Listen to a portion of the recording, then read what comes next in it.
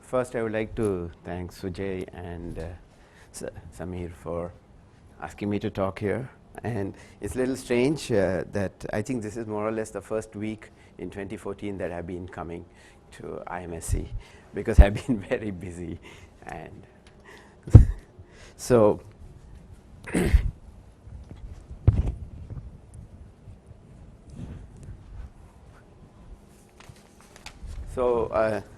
at least my story begins in 1996, 95, 96, when 3 papers appeared, and I thought I should understand those papers, and I'm still trying to understand those papers, and maybe that's my fault. And the first paper is a paper by Ashok Sen. And what he did was he took heterotic on T6 and and he looked at what we call small black holes today, and so you can map them to fundamental states of the heterotic string, and you can compute the statistical entropy using the Cardy formula. But if you looked at the corresponding black holes, the area was 0. And it was the days when we were talking about something called the stretched horizon. And what Ashok did was to invoke the same idea. He said it is true that in Einstein gravity, these black holes have zero area, so the entropy is 0. But the statistical entropy is non-zero. So he said that, well, string theory has so many higher derivative corrections, and it's weird to tell a story with Ashok in the audience. But so if I make some wrong statements, please correct me. So the idea was that so there are many higher derivative corrections, and they should become important. And so he suggested that. So question is, where do they become important? So the idea was.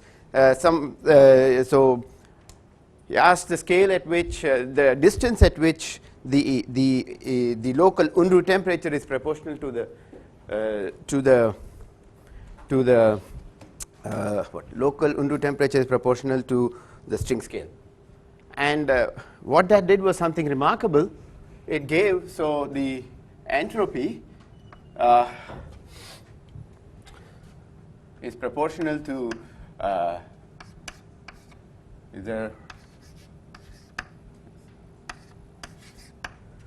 so up to a fudging constant, he was able to reproduce the entropy. Remember that this is it's a function. He's reproducing the correct functional dependence up to a scaling factor. So this was a very, very beautiful result, and of course, it was subsumed by the work of Strominger and Waffa, where they actually got even the factors correct in a different thing. The second is a paper by 3 magicians, Dijkgraaf, Verlinde, and Verlinde. And what they did is, in this model, they conjured up a modular form.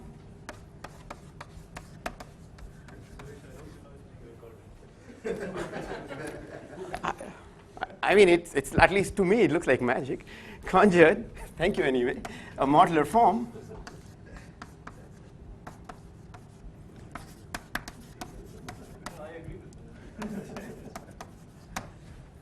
And they claim that this reproduces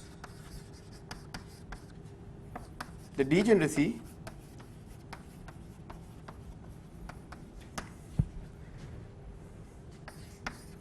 of Dionic states in this same theory. And not only that, they did, and they also verified that the entropy that you get, at least in the limit of large charges, you can do some saddle point approximation. It matches. So the entropy large charge limit,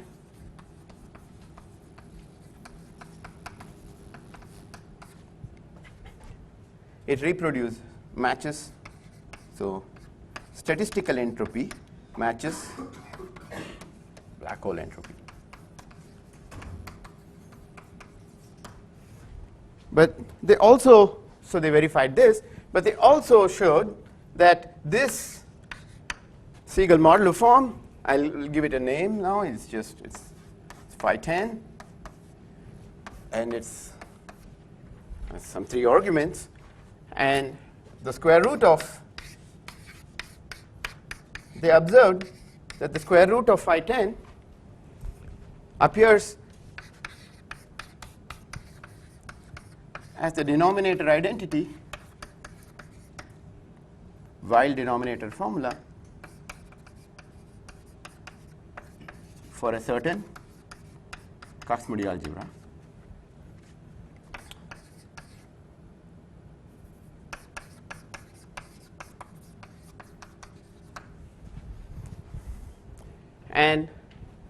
And the third paper was by Harvey and Moore.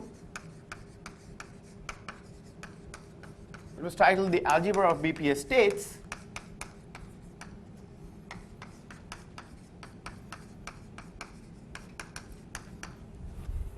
And I felt at that time that I should understand it, and I still don't understand it. And but so the question which I wanted to know was, is there any relationship between these two things? Okay. So obvious complications arise. There's a square root here. What does the square root have to do with things? It messes up things. But so these were the 3 papers which were around 1996. But really nothing much happened for 10 years. And so roughly 10 years later,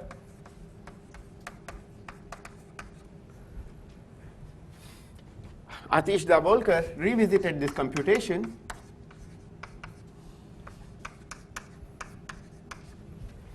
and this time he computed not the Bekenstein-Hawking temperature, but rather the Bekenstein, what I would call the Bekenstein-Hawking wall entropy, sorry, and he got even the factors right in this case. And then Dilip Jatkar and Ashok Sen went back to these things and asked the same question. So this was in the same system, and they actually wrote up, constructed Siegel modular forms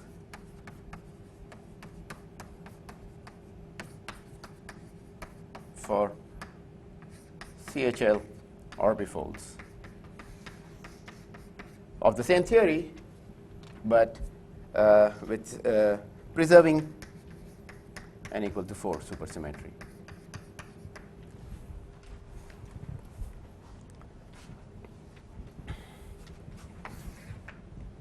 So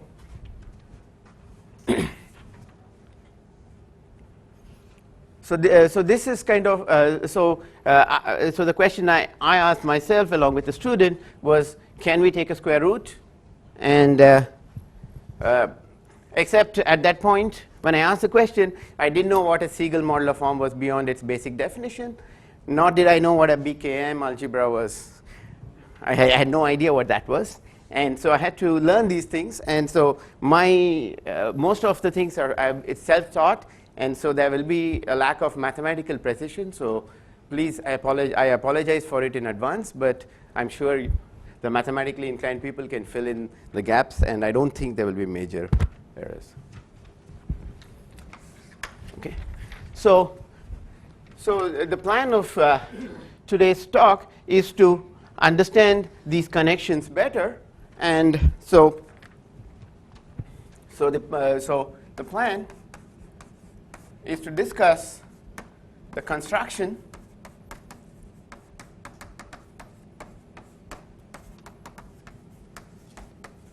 a construction of Siegel modular forms because there are two ways to construct these modular forms, and the reason I'm going to discuss one method is because in the afternoon session Daniel is going to do the other method. And then the idea is to look for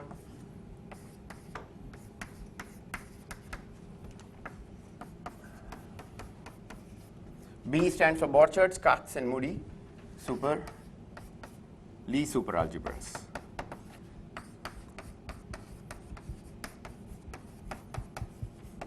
And the amazing thing is that there is we'll observe that there is a unifying structure for all these things, and that's why I call it the periodic table. But my periodic table will be incomplete, and there are lots of gaps to be filled in, and but that's for the future. Okay. So I will discuss the models of interest in some detail so that I can set up notation.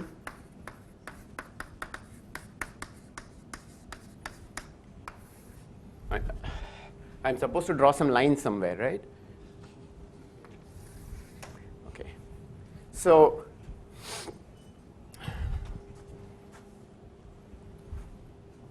what we will do is we'll begin in a slightly different.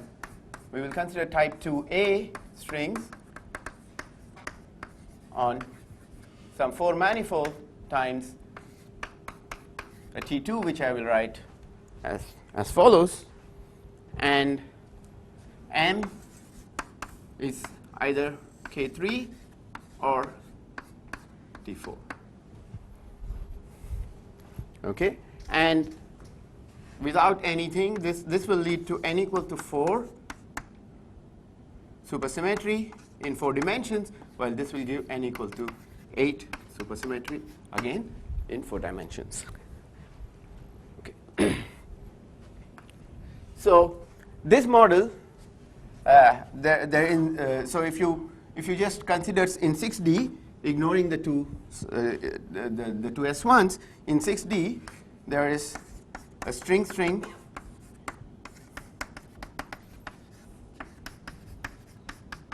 duality, and it works as follows. You take so it says that type 2 so type 2A on K3 is dual to the heterotic string on T6 on T4, and it also says that type 2A on T4 is dual to, again, it's in some sense in this case it goes back to type 2A on T4.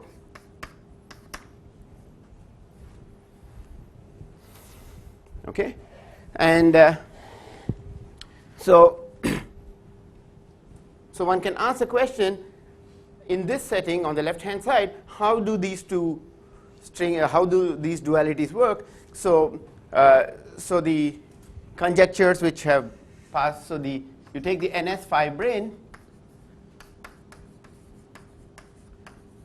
and wrapped on K3, and the idea is that you do some so this is a 5+1 dimensional theory, and we heard something about it yesterday. It is a 2-0 theory, and it's you can do dimensional reduction on K3 to get an effective 1+1 dimensional theory, and this turns out to be the heterotic string. So you have to take a limit where K3 goes to 0, but I'm just being a little loose here. But if you did the same thing, you take the NS5 brane and wrap it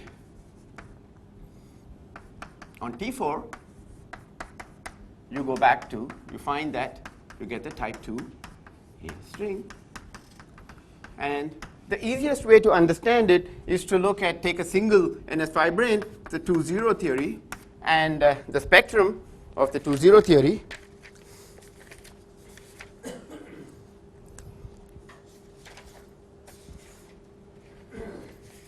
want to get my notation.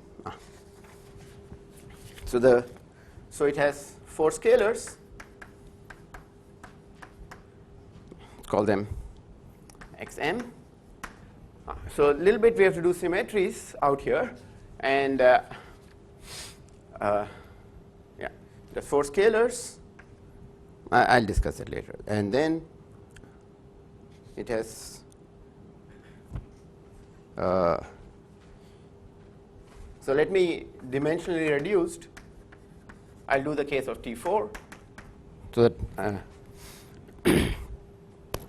so you get xm, and then you get 2 forms. So you get something which I will write as y alpha beta. These are also scalars from the 1 plus 1 dimensional viewpoint, and so these are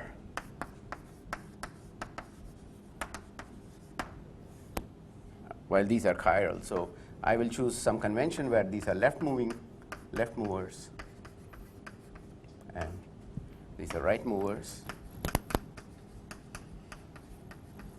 and alpha and beta, alpha and alpha dot beta dot run from 1 and 2, and finally there are fermions which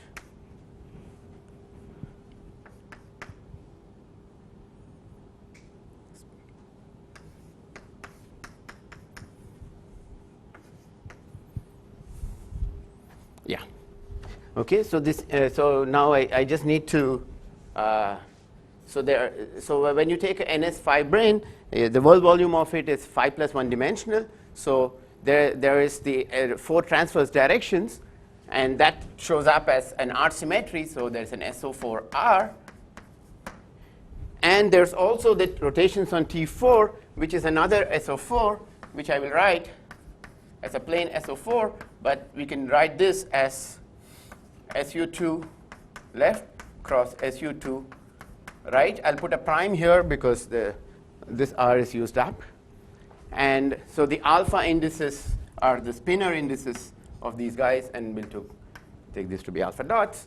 And so this M is a vector of SO4R.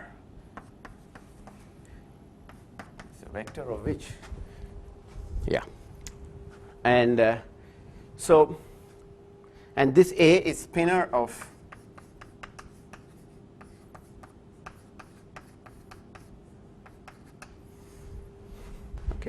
so this again, this is a left mover and this is a right mover. So if you look carefully at the spectrum, you end up with this is the spectrum.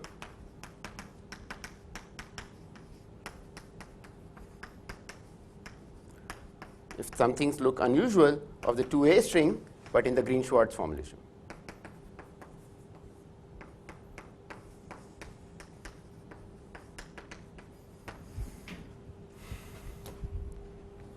Okay, so you can repeat the same analysis with K3, and you will get you'll find that you will get inequivalent amount of left and right movers. That has to do with the fact that it depends on the number of self-dual and anti-self-dual forms on K3. Here in this case they are equal. Okay, so this is how string-string triality works, duality works. Okay, so what we see here is that so string-string duality relates heterotic on T6 to type 2A on K3 cross S1 tilde cross S1. Okay, so what we will do is the analog of what Judker and Sen did, but for this thing by looking at CHL orbifolds, and let me just discuss that briefly.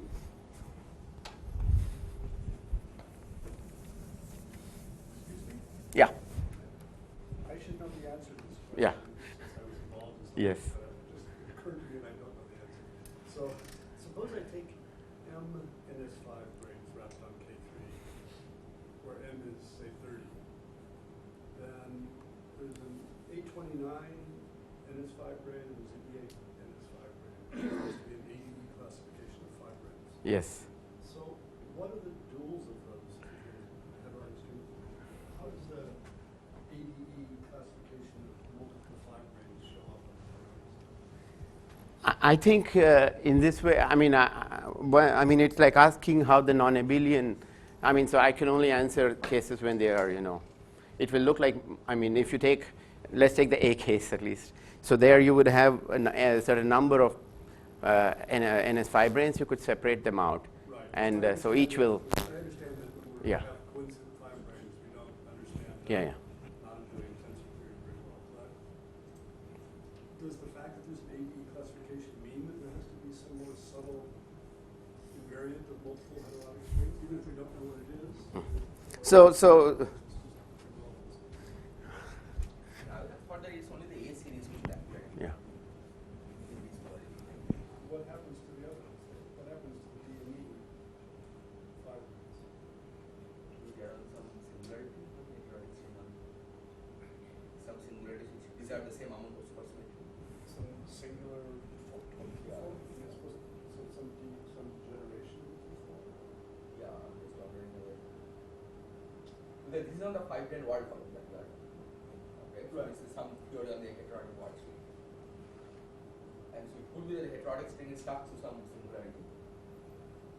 But it's just heterotic string in T4, so we know often the singularity can only be, well, I guess they meant the generations of the SO 20 number 4. Are those labeled by, is it labeled generations? So, but there is, All right, just one comment. I don't know. I mean, if that will help. If you recall the counting which of how you get phi 10, and there the multiple phi branes story, it comes from it goes to the I mean, it shows up only there. yeah, no, I'm sure what you're doing, it's the A series that must be relevant. Okay. In the spirit of throwing out questions. That's okay. Yeah. So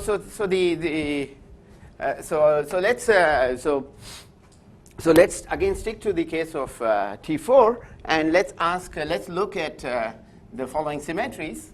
So let's choose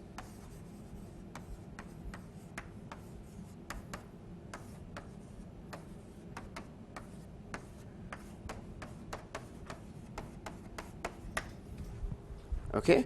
So this G and omega, we'll take it to be, and we'll take only 3 examples, 2, 3, and 4. And so if you look at it acts only on the undotted indices, and so you will see that it acts only on the left movers. Okay, so this acts. Oh, no, sorry. No, not yet. So let's choose this thing. Choose G equal to this thing on the. We'll get to that on the first on the left hand side.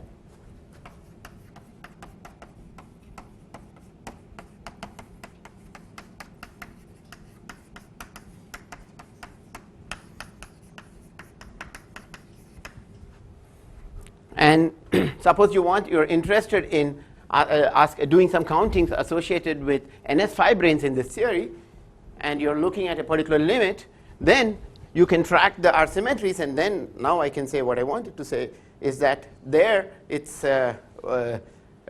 just acting on, so that it translates to something which acts only on the left movers in this.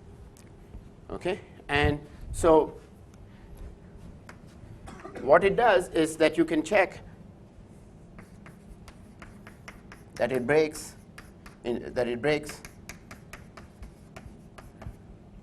all supersymmetry associated with coming from the left moving.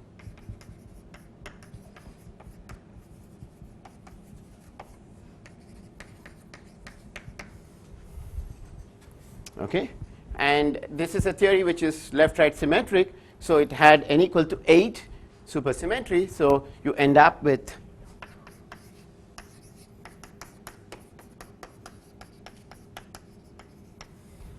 n equal to 4 supersymmetry. And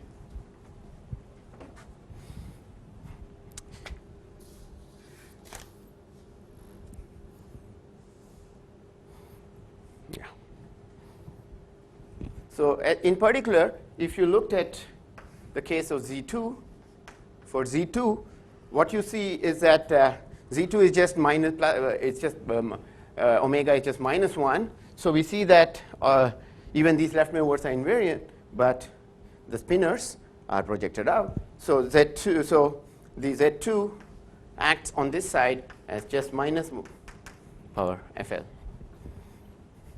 of the fermion number.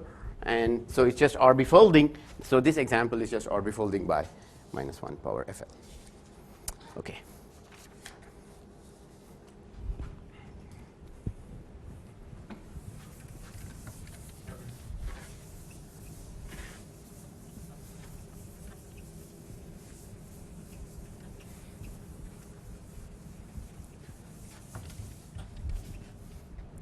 So this is in that sense, this is like what happens in the CHL orbifolds, where again all the orbifolding symmetry acted only on the left moving sectors.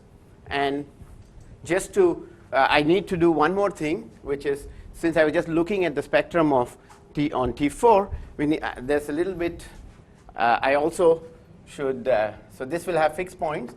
So you add a shift, 1/n shift along one of the circles. I'm just choosing it to be S1 tilde. So you will get a fixed point free action. Yeah. Is there some reason you don't include n equals 6? Hmm? Is there some reason you don't consider n equals 6?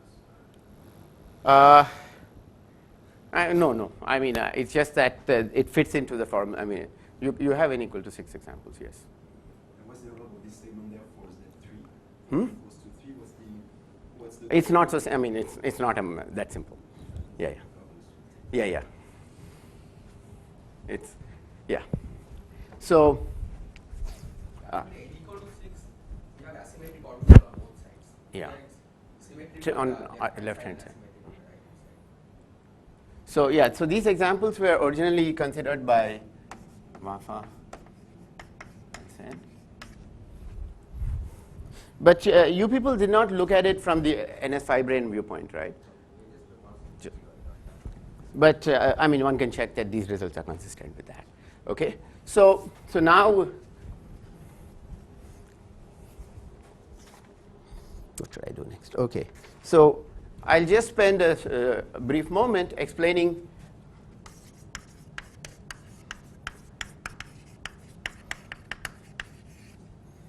understanding some bits and pieces of phi 10.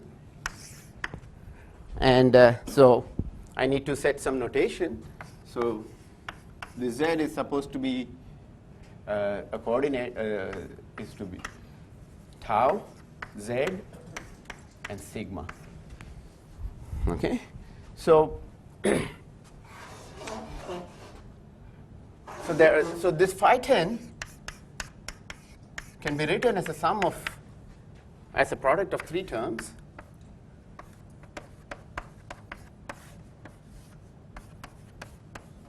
So this is what you call A, is it?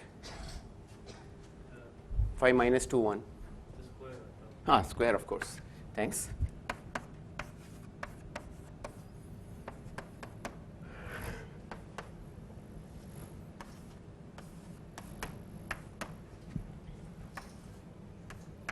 Okay. So it has 3 parts to the story, and so I will concentrate on this part for a moment, but I'll just tell you what this is. This is just the second quantized.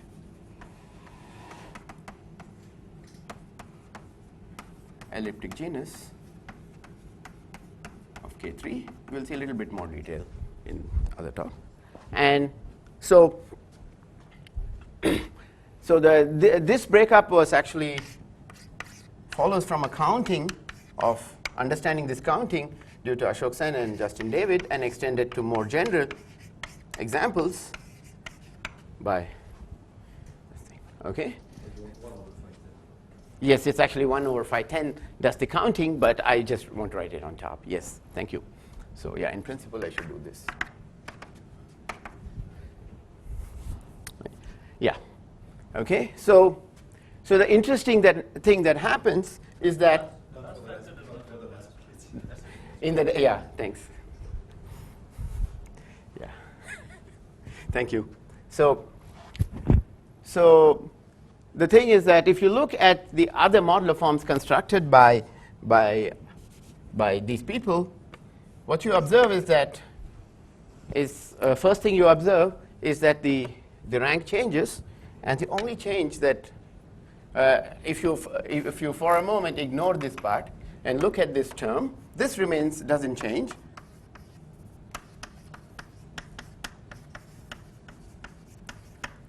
And this gets replaced by something else.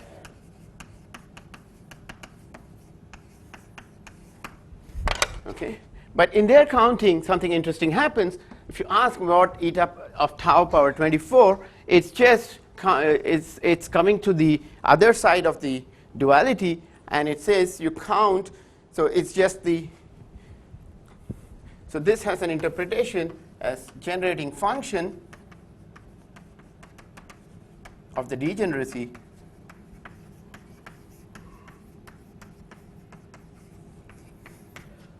of oscillators states in the dual string. I'm using the word dual because I'm referring to following the string-string duality, and so it will be heterotic string for one example. If you take T4, it will be type 2A. Okay? So the point here is that if you look at the examples, these get replaced by something else which can be figured out by using this identification.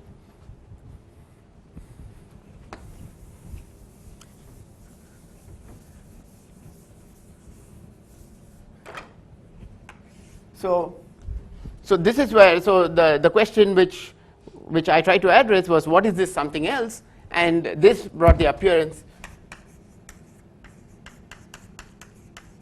which is quite distinct from Eguchi, Oguri, Tachikawa, but of course they are related, the appearance of M24 and possibly Conway knot or okay. So the result was the following, is that the analog of eta of tau power 24 is given by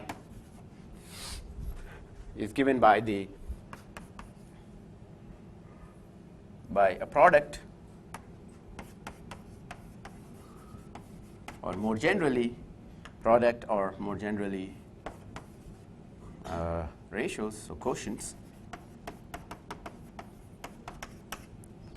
of eta functions.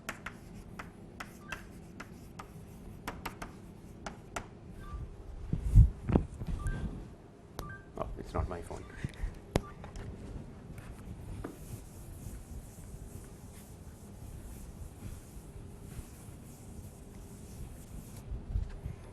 Okay, so for m equal to k3, here's what happens.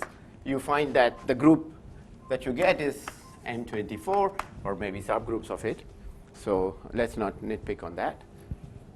So the rule is the following. So what you find is, given a conjugacy class rho, you will get a particular product of eta functions. And the rule, so since M24 is a subgroup of S24, what you find is that you can represent conjugacy classes of M24 by some cycle shape, and I'll just write it in this fashion up to some n, and this is just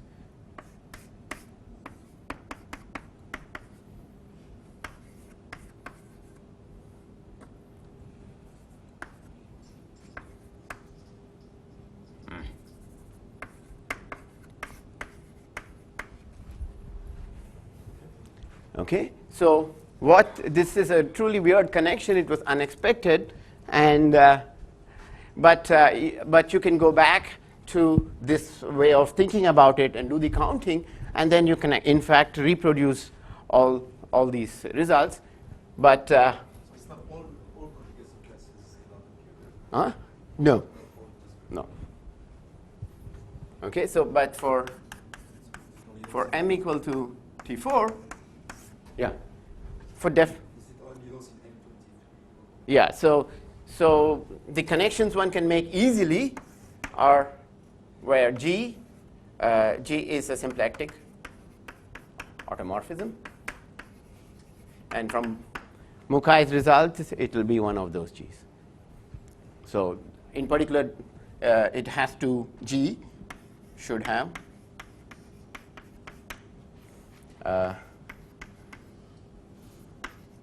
at least 5 cycles, I think. So the number of these things should be, so summation Aj should be greater than or equal to 5, and A1 should not be 0, it should be greater than 0.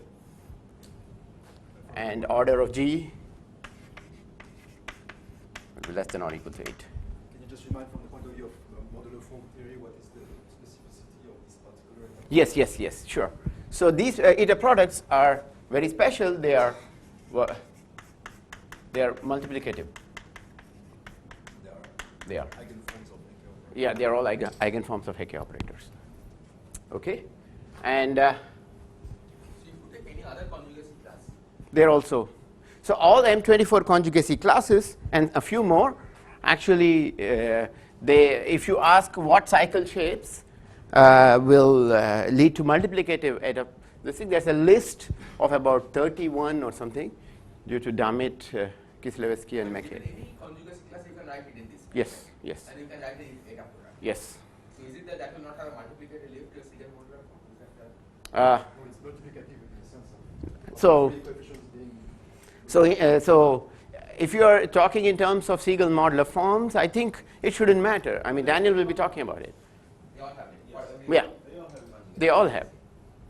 So what is special about But- this? I didn't get with the So if I have to make if I'm going to make a connection with the ion counting problem, then I need. So I mean, it's just looking at it.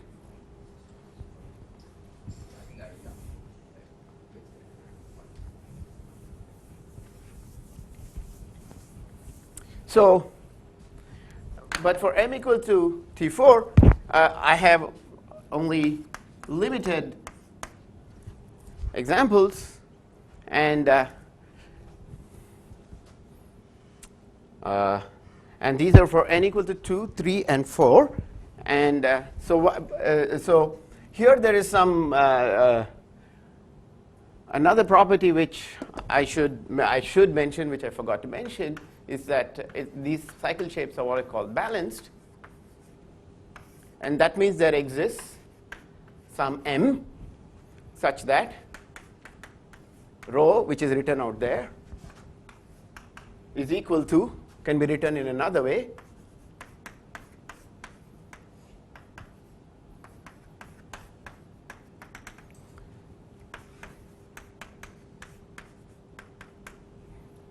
okay. So this is kind of nice. What it tells you is that if you act by tau goes to minus 1 over tau, what you will observe is that g rho of tau goes to g rho of tau upon m, I think. Okay? Under S. Okay. But so what happens is under S, action of S, you go back, I mean, the cycle shape doesn't change, only the argument changes. Okay? However, in these cases, we get a pair of what Mason calls frame shapes. And I will write out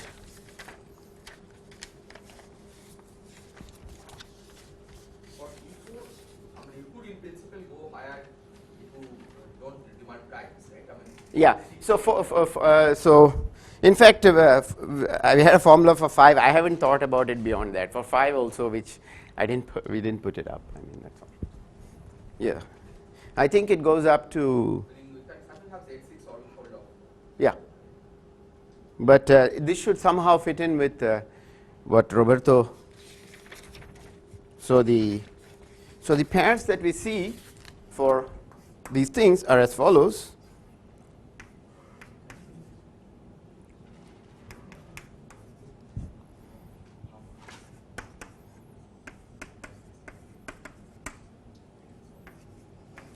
And I'm not saying this is the full set. It's just that these are the ones we did.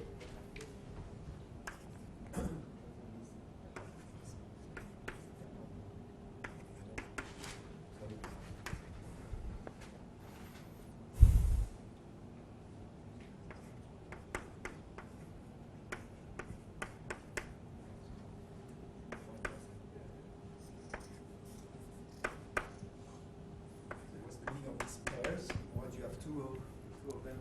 Yeah. entering So roughly speaking, I mean, I'll just give you a BPS partial function. Half BPS partial function is only one. this is the half BPS partition function. And the other one is what you get by applying this Fourier equation. Yeah. Okay. So I'll discuss the interpretation of this in a moment. But so what this does is it turns out that this sort of construction, this part of the story, is more or less the same as for m equal to k3 and m equal to t4. And if you just did the straight ahead counting, like I said, you will get these 3 cycle shapes. This has no meaning as it stands. Okay. So the point here is that you know what to replace here. Question is, how do you go around figuring out what should come here? And so the method that we used was something called additive lift. And so I will need to now discuss a little bit in detail what a Siegel modular form is. How do you go about constructing that? So which is my second part of my talk. So I'll leave this. You said Conway 0. Where did that? Yeah. So Mason student Martin, he actually asked for a list of multiplicative eta quotients, and he has a huge table, and so 3 and 4 appear in his table, 2 doesn't, and 2 fails to be a Hecke eigenform for T2. For T2. For the second, I mean. Okay. So it's not it's an eigenform for all p co-prime to 2.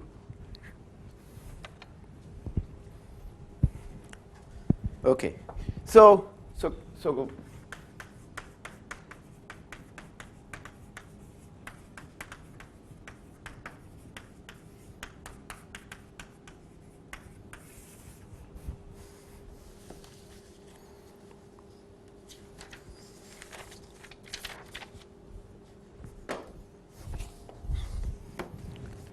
So since I'm running short of time, I have to rush a bit. But the idea is the following. What you do is, given a Jacobi form, so in this case, the Jacobi form of interest is just this part, this combination. So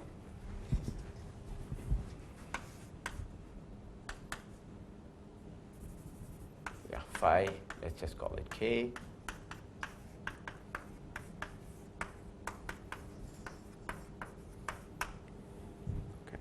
So there is a lift, one constructs.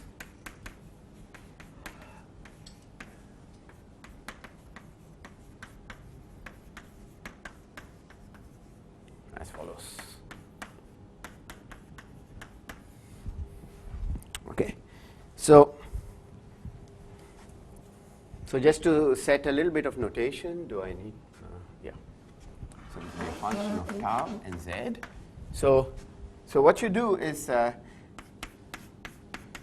is an operation involving an operator, HK-like operator. And what it does, I'll just call it TL. It takes a Jacobi form of weight 1 and maps it. There's a more generally, let's do it, of index M, and gives you another Jacobi form of index ML. And this thing is called VL in Eichler and Zagier. Okay, so I was using VL for something else. So the TL means something else out there. So that's what it does. And so you use that, and then you realize a Siegel modular form as follows.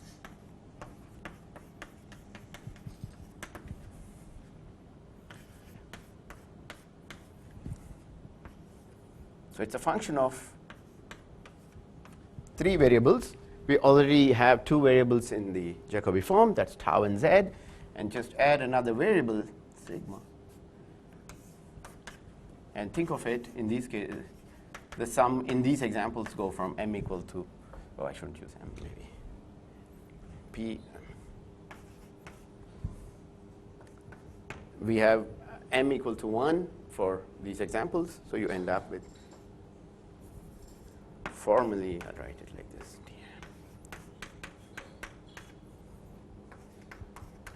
And you multiply it by s power m, and s for me is q will be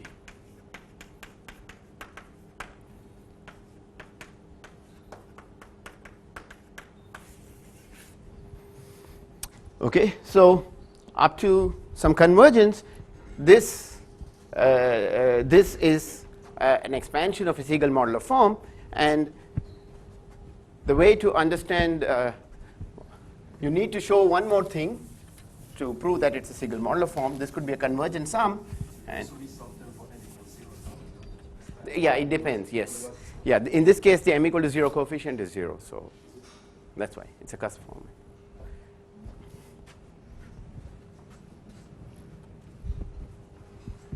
Am I wrong or correct? Yeah. So yes, T1 is just should give me the first. Yeah, that's okay. This doesn't work for 510. This works for 510. Yeah. Phi is not 510. Phi is. Phi is something like symmetric. What's wrong? Just It's just the additive. leading leading term. Yeah. That's the 5 km itself, right? The first term m equal to 1. Okay. So T2. So T1 it just gives itself. 510 is still have to exponentiate that. Yeah. No. This is an additive lift. This is 510. It works for 510. It works for 510. Okay. It works. Okay. So there is just okay. So to show that it's a Siegel modular form, we need to show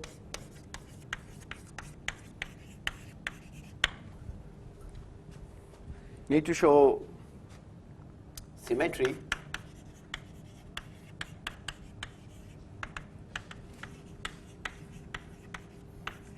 tau and sigma exchange. So the Siegel modular form, which I have not defined, so let me just define a definition of a Siegel modular form.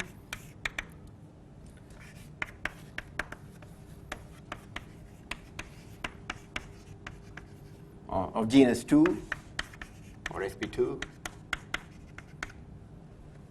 f of z is a function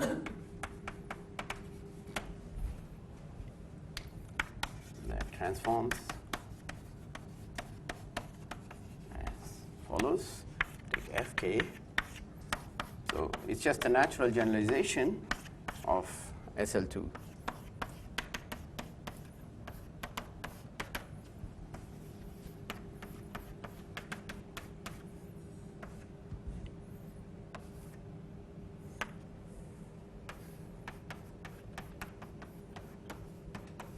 where A, B, C, D belongs to SP2Z.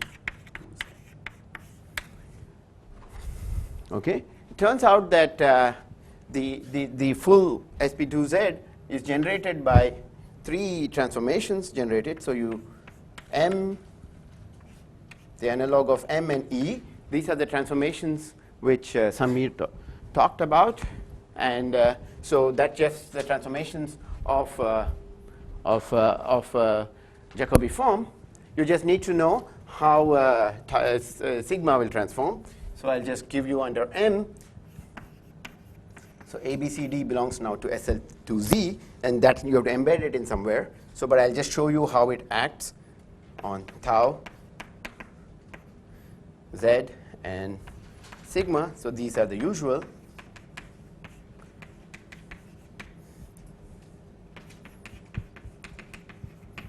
And sigma goes to sigma minus.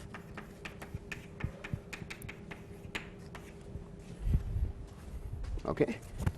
And similarly, you can extend the action of the Heisenberg, of the translations or the elliptic transformations to this thing. And the last one is what I call V, which is just sigma tau sigma goes to sigma and tau.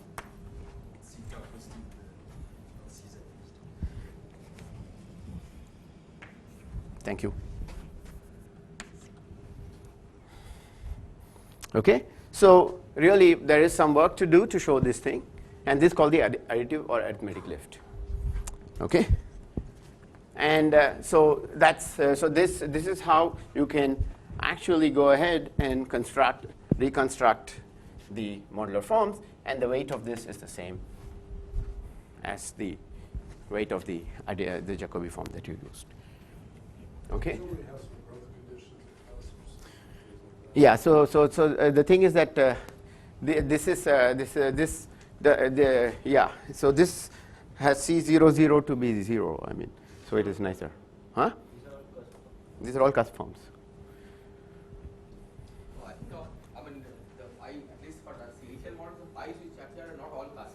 They are cusp forms of, so the correct statement, the point is that they are cusp forms of some subgroup of SP2Z. So phi 10 is for the full group, and all the other ones are some level, some subgroups of that.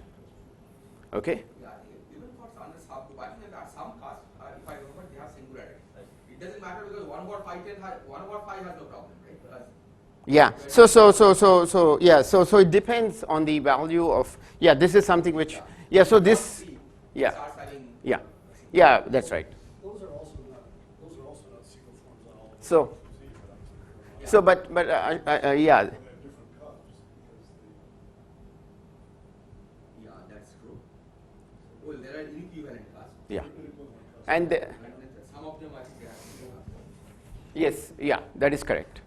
And but actually, so at this point, I haven't said anything. I have just written something in general. Actually, there are first point to note is that if you look at G rho of tau, these are not modular forms of the full SL2Z, but some subgroup of it, and so that will lead you to that you get to a different subgroup. You don't get the full SP2Z, you go to a subgroup of SP2Z. And actually, I think the paramodel groups are not subgroups of SP2Z. yeah, so we haven't touched the subgroup. We haven't discussed those cases yet. Yeah. And what's the behavior of the diagonal locus when Z goes to 0? You just recover the G. Yeah. So what you get in yes. So this in these in the simple cases you end up with getting just the same. You get G. So the question is what happens in the limit.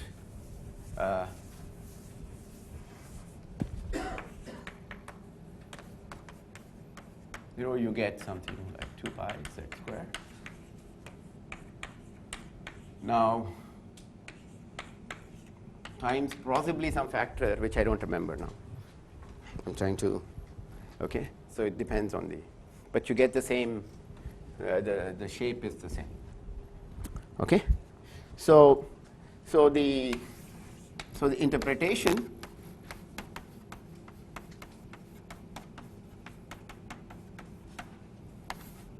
Okay. So to interpret things, I will discuss two cases.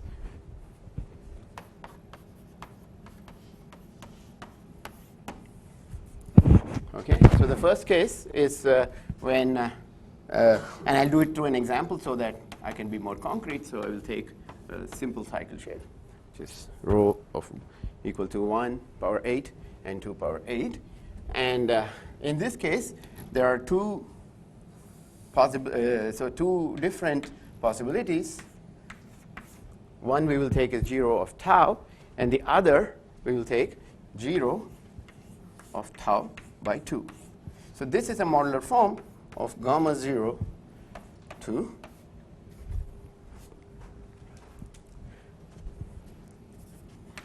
belongs to modular form of gamma 0 2. But in this case, this does not, this is a modular form of, I haven't defined this.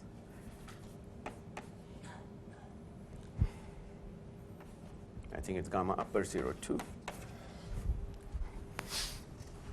Okay, so both of these you can carry out the lifts, and they give you different modular forms, and the interpretations of these two things are different.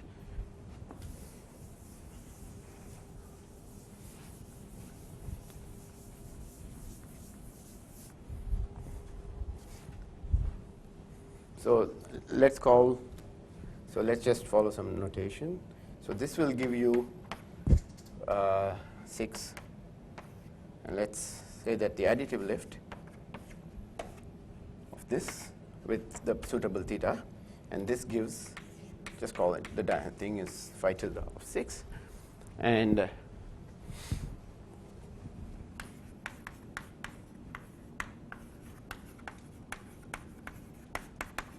I won't prove these things, these are just statements. The degeneracy of 1/4 BPS states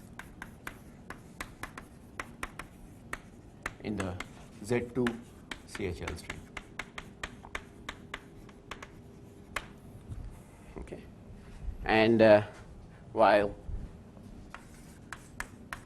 phi 6 generates the degeneracy of 1/4 BPS states. Okay, that are twisted by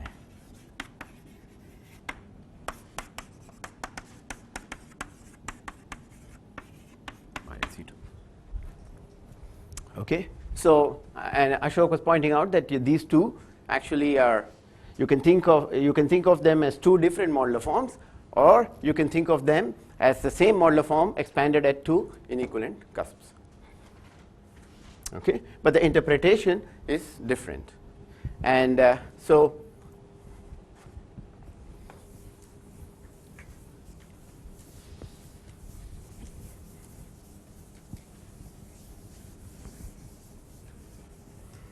and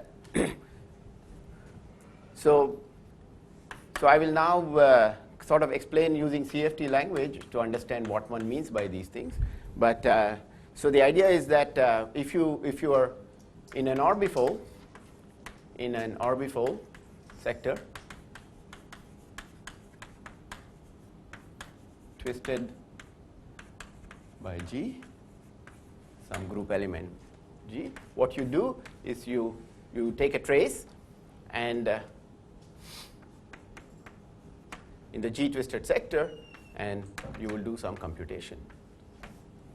Okay, that is the analog of this, while the analog of this, and in some pictures, the picture for this is the Gabardiel et al. Notation, and you do nothing. And here what you do is, these are also called twining genera. I prefer this because it's called twining. So what you do is you have some Hilbert space of the theory, and you just put in an insertion, G insertion into the theory. And the symbol, is the symbol okay? Okay, so that's how these two things get related, and so that's what you get. So now I will also now discuss the case of the n equal to. So we'll take go back now to m equal to t4 and ask what you get. Okay, and this is a little bit interesting, and it's.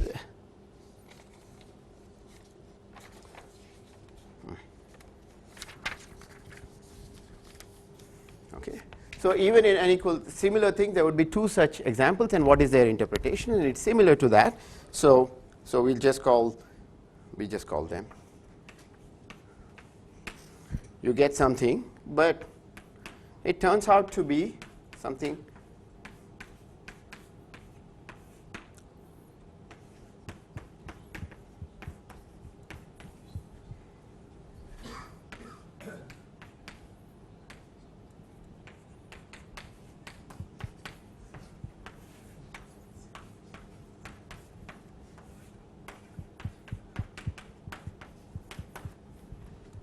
okay. So it's a little bizarre. This was, we just guessed it at first, but and the guess was as follows. If you look at the cycle shapes, and you rewrite a quotient as a ratio of balanced cycle shapes, you try to make it look as close as it can be. But you can prove this. I mean, it doesn't require all that. But the final result is that just as you could write the answers as quotients of eta products, what we find in these examples, at least in all the examples that we looked at, that you could write them as ratios of powers of this thing. And this is consistent. These models were also studied by Ashok Sen, Dilip Jatkar, and Justin David. They had observed the relationship that the elliptic genus, or the generator, what they observed is that the multiplicative, there's a formula which will be discussed later, that the multiplicative lift involves some elliptic genera, and those guys could be rewritten in terms of the CHL model guys. And so this formula is consistent with that. Okay, and of course we all know that the elliptic genus of T4 vanishes, and you can check those relations. I mean, the numbers are such that they cancel out. The massless character cancels out. So what you find is something very, very interesting, and what you find is this. Yeah. So what I will do now, how much time do I have? 10 minutes. Yeah. Correct. I was counting from 9:30. Okay. So what I will do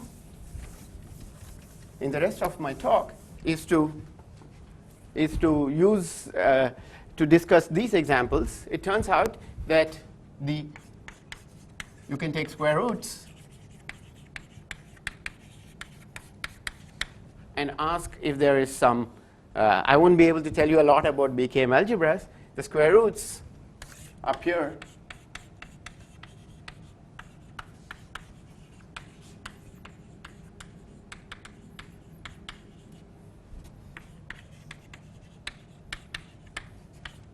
always for rank 3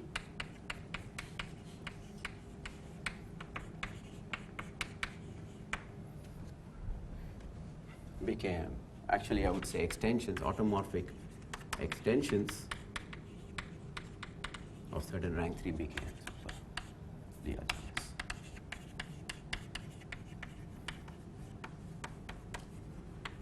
Okay.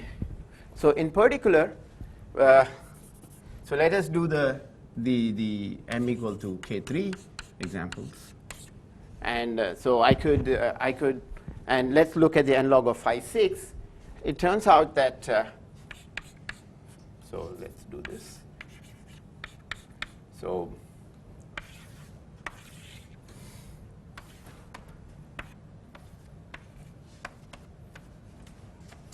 In principle, you can go beyond this, but I haven't checked in too much detail.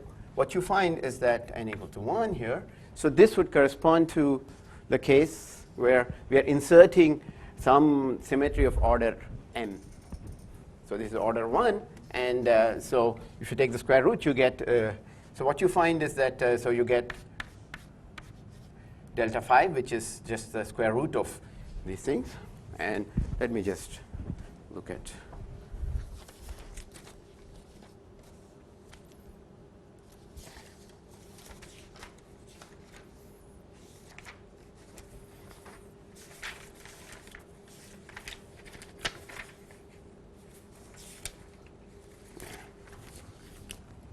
So you get a bunch of things. I'll just write something. These are some notations, but doesn't. So you get modular forms, and here you get some. I think it's delta 1. Even here, I think it's delta 1. Okay.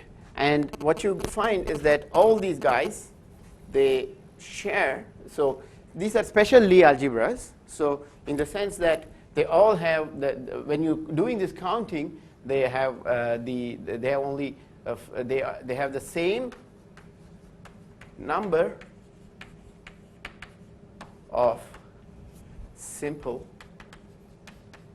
real simple roots. Okay, and in these examples, there are only 3 of them, and they satisfy. They have the same.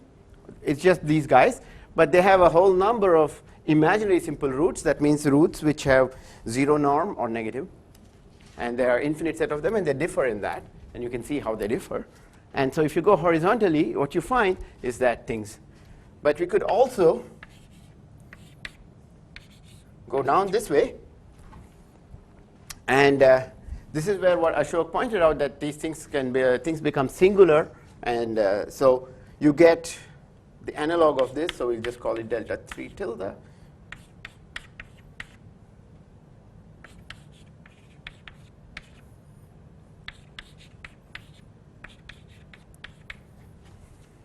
Okay, so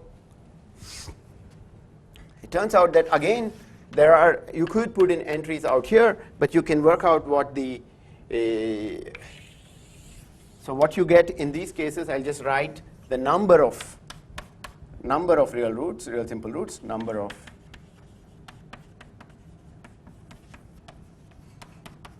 turns out to be in this case 5. 1, 2, 3, 4, 5, and the next one. Is that correct? 4. Yeah. Next one is 6. Okay. And from here onwards, the number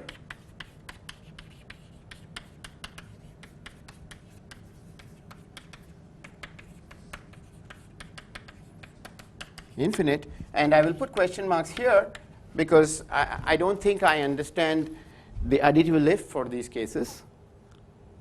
Okay, I don't understand the additive lift. I will not swear that okay. So the number of real simple roots is infinite, and and for instance the Cartan matrix, for instance, for this guy, there are infinite of them. So I label them by an integer, and it goes like this. It's 2 minus something. I think it is 4. Square. Okay, so these are actually expected. So there is a work of Cheng and Verlinde, which I forgot to mention, who showed that there appears to be, at least in this example, they had shown that the walls of marginal stability are related to these real roots. So for every real root, you see a wall of marginal stability, and it was extended by Cheng and Dabolkar, and also me with my students, to more examples. And all these cases, so you find that what you observe from the modular form agrees with the physical prediction. But the interesting thing is the physical prediction is a bit more. What it says, and this is an argument due to Ashok, which says that, so in this case, let's say we're going horizontally, what it implies is that you have the same Hilbert space and you're just inserting G, and so the argument is that the walls shouldn't depend on the walls should remain invariant under this thing, and so the story of putting in terms out here goes to, there are entries in here, and I think Daniel will discuss some of them, and so again, so the physical prediction is that if you go horizontally, so you have to now, if you look at something like this, you will be looking at a more general thing, and I'll just say this and stop. So you will consider pairs of commuting. You'll consider pairs of commuting symmetries, and to each one of them, in principle, you should associate some kind of modular form. And I don't know how far this will it will work for whether we can get Lie algebras for all of them. That's not something I know the answer to. But there are some interesting things which happen is that you find that there are situations, so you need to go beyond ordinary Siegel modular forms.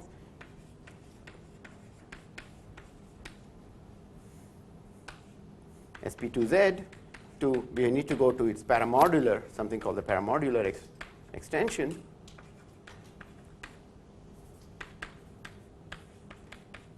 And in the additive lift, you can figure that out by looking at precisely what is the subgroup under which your seed is invariant, and that decides what paramodular group that you need to choose. So there it's which is very different from there's a completely different way of constructing these modular forms called the multiplicative lift, which is very natural when you think in terms of moonshine, and so I will let the other speakers say something about it. Thank you.